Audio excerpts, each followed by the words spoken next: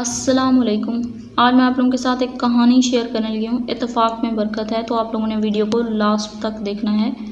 एक दफ़ा का जिक्र है कि एक शिकारी जाल लेकर जंगल में पहुंचा। एक मुनासिब जगह देखकर दाने ज़मीन पर बखेरे और जाल बिछाकर खुद दूर जाकर बैठ गया। थोड़ी देर गुजरी थी कि भूखे कबूतरों का एक गोल खुराक की तलाश में उड़ता हुआ इधर आ निकला। कबूतरों को जैसे ही ज़मीन पर दाना नज़र पड़ा तो वो नीचे उतरने की तैयारी करने लगे। एक बूढ़े और अक्लमंद कबूतर ने उन्हें रोका और कहा कि मुझे तो ये किसी शिकारी की चाल मालूम होती है। उस दाने के करीब ही कहीं जाल बिछा होगा। लेकिन भूखे कबूतरों ने उसकी बात ना मानी और ज़मीन पर उतर आए।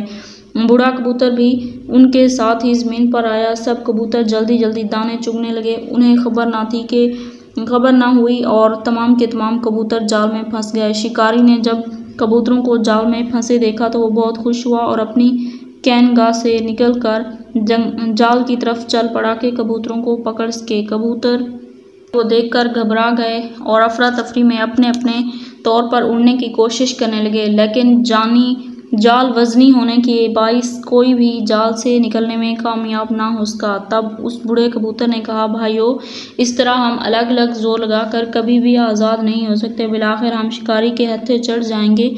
मेरे जहन में एक तरकीब आई है, अगर उस पर अमल किया जाए तो यकीनन हम इस मुसीबत से छुटकारा पा लेंगे। तमाम कबूतरों ने गौर से इस कबूतर की तरफ देखा और तरकीब पूछने लगे।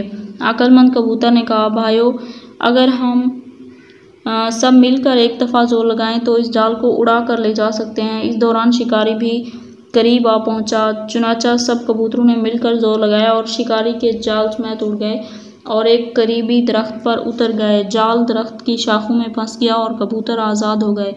इखलाकी सबक इत्तेफाक में बरकत है। तो यहाँ पे हमारा आज का लेक्चर होता है ख़त्म। उम्मीद है कि आप लोगों को वीडियो पसंद आई होगी।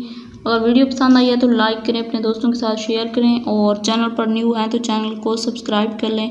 मिलते हैं नेक्स्ट वीडियो में, तब तक के लिए अल्लाह हाफिज़।